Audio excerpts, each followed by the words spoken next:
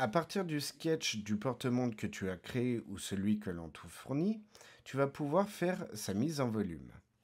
Donc pour ceci, tu rouvres ton sketch du porte-montre et tu vas commencer par lui mettre un volume de base. C'est-à-dire, tu vas aller dans Create, prendre l'outil Extrude.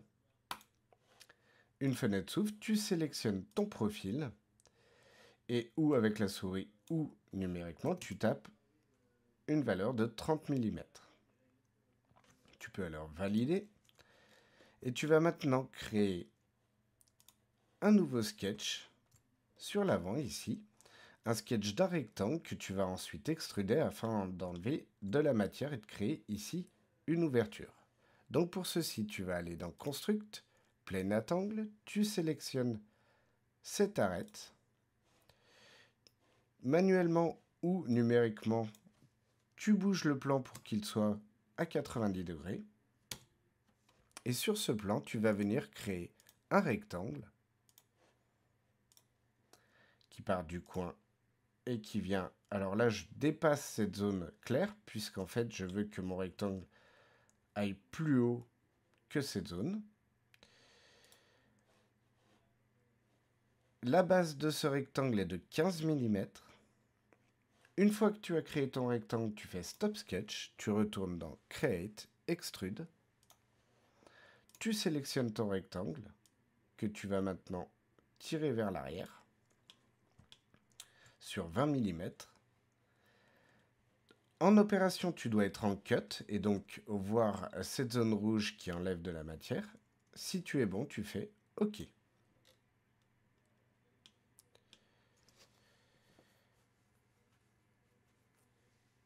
Tu vas maintenant refaire un peu la même chose sur la partie du haut. Donc pour ceci, on ne va pas recréer un plan de construction.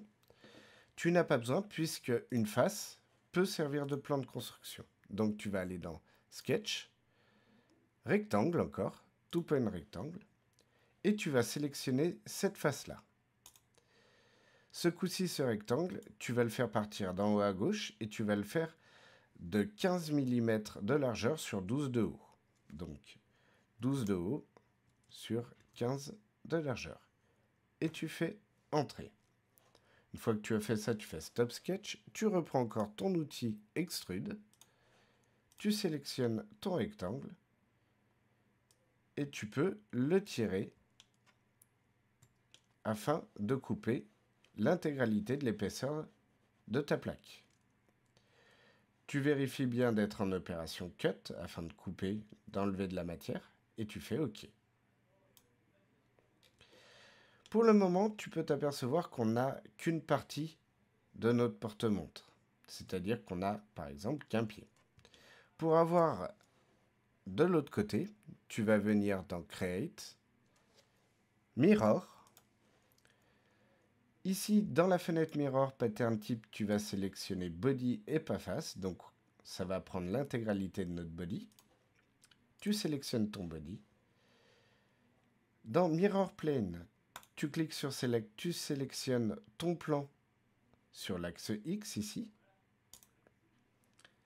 Tu peux voir donc le fantôme de ton miroir, tu fais OK.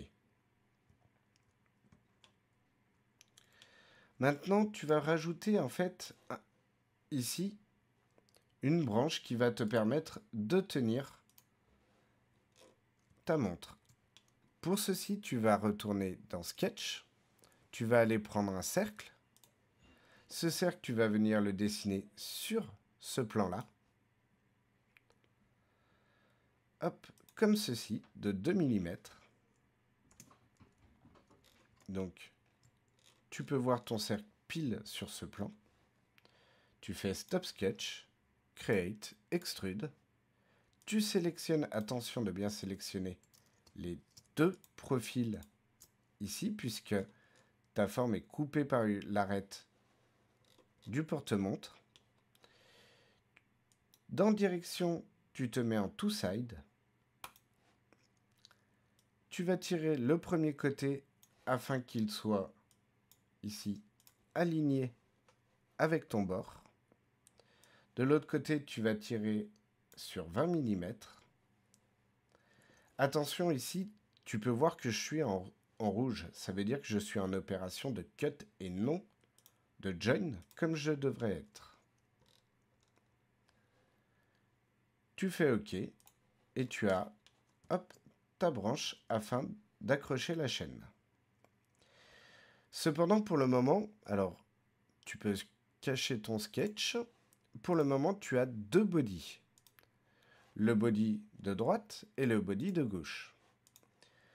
Justement, pour faire que tu n'aies qu'un seul objet, tu vas utiliser l'outil Modify, Combine. Tu sélectionnes tes deux éléments, tu vérifies d'être en opération Join et tu fais OK. Tu as alors ton porte-montre, il ne te reste plus qu'à le fignoler en rajoutant des filets et des chanfreins.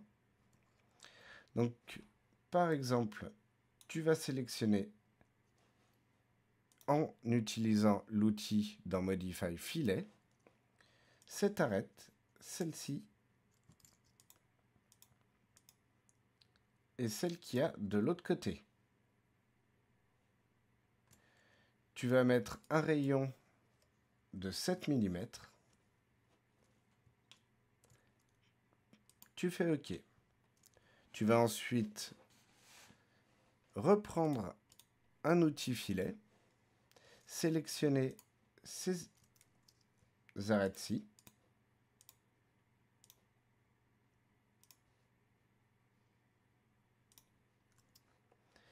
et tu vas lui mettre un rayon de 1,5 mm.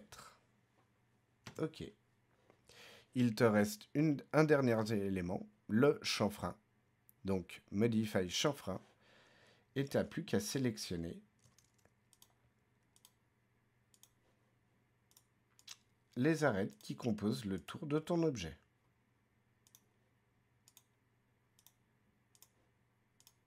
Alors, ça peut être un peu long, mais comme ça, tu es sûr de ne pas louper d'arête. Voilà. Il te reste à prendre par exemple en haut.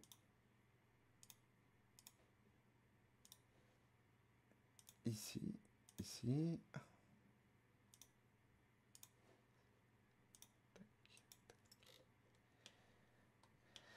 Voilà. Et là, tu peux lui mettre un chanfrein de 0,4. Alors, probablement que tu vas avoir une erreur à ce moment-là.